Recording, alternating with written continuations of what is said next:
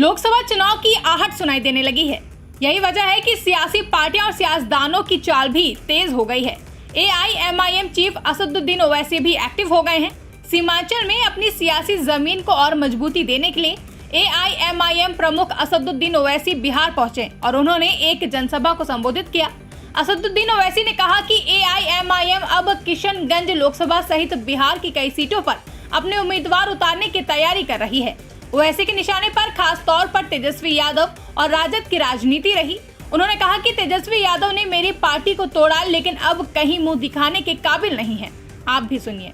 और भी कई पार्लियामेंट की सीट पर इंशाअल्लाह ताला हम सोच और विचार कर रहे हैं, क्योंकि हम जान चुके हैं कि तुम बीजेपी को नहीं रोक सकते। मोदी को अगर कोई रोक सकता है तो इंसाफ पसंद लोग रोक सकते हैं। ये मिलावटी, ये मिले हुए लोग नहीं रोक पाएंगे। ये कभी भी किसी भी कीमत पर आपका सौदा कर जाएंगे। तो हम आपसे अपील कर रहे हैं कि अपने मुत्तहिद रहिए, मजलिस को मजबूत रखिए, क्योंकि मगरिब का वक्त भी होने जा रहा है। हम आपसे आपके वोटों से मुंतखब शुदा, आपकी दुआओं से मुंतखब शुदा चारों विधायक को उन्होंने खरीद लिया। अब बताइए कौन जिम्मेदार है अगर आज बिहार में बीजेपी की सरकार है?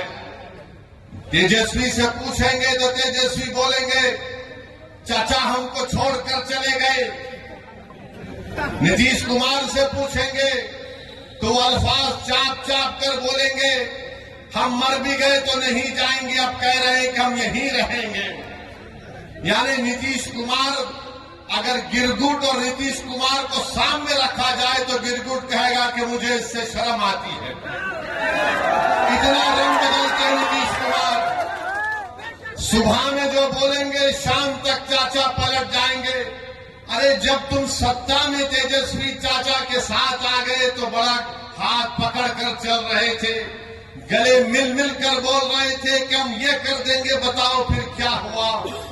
क्या सीमांचल की जनता से इंसाफ हुआ? क्या सीमांचल में यहाँ पर आप ही के इस विधानसभा में यहाँ पर 2 अनुमंडल की जरूरत थी? क्या एक अनुमंडल खुला? 10वीं जमात के इम्तिहानात चल रहे, हमारे बच्चों को तकलीफ होती है, यहाँ की जनता को तकलीफ होती है, मगर सिर्फ खेल सत्ता का है और सिर्फ कोशिश यही होगी कि कहीं से भी किधर से भी सीमांचल की जनता से इंसाफ ना हो। मैं पहले भी आपसे कहा हूं और आज फिर कह रहा हूं मेरे भाई, जब तक अल्लाह असदुद्दीन ओवैसी को जिंदा रखेगा मैं सीमांचल की लड़ाई लड़ता था, लड़ रहा हूं और इंशाअल्लाह ताला लड़ता रहूंगा। सीमांचल हो जाता है। तेजस्वी यादव को जरा सोचना चाहिए था कि जब तुमको मजलिस की जरूरत पड़ी तो अख्तर अली मान को बुलाया और बोला कि अख्तर भाई हमारा साथ दे दो। तेजस्वी तुमने जो 4 गुलाब जामुन समझकर हमारे विधायक को खा दिया, वो हजम कर गए तुम उनको? क्या किया तुमने उन चारों का? कहां मुंह दिखाने के काबिल नहीं रहे वो लोग? आज अख्तर अली मान से कह रहे, अरे हमने पहले दिन से कहा था कि हम बीजेपी से कभी समझौता नहीं करने वाले, हम कभी समझौता नहीं किए, ना करेंगे कभी इंशाअल्लाह ताला। 2 मरतबा नीतीश कुमार को तुमने मुख्यमंत्री बनाया और 2 मरतबा नीतीश कुमार ने बिहार की जनता को धोखा दिया और बीजेपी को सत्ता दी। मगर बताओ इनकी जबानें बंद है, जबानें बंद है, कुछ नहीं कहते।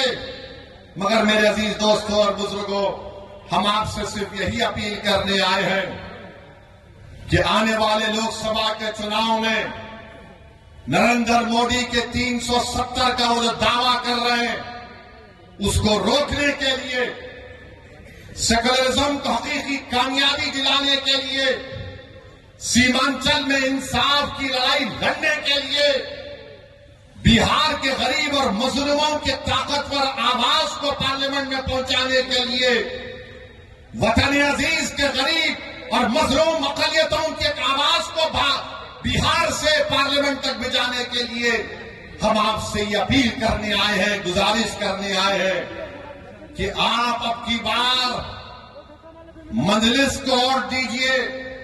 जो लोग सेकुलरिज्म की बात करते हैं वो सिर्फ तुम्हारा वोट लेना चाहते हैं और उसके बाद वो बीजेपी को इख्तियार देना चाहते हैं।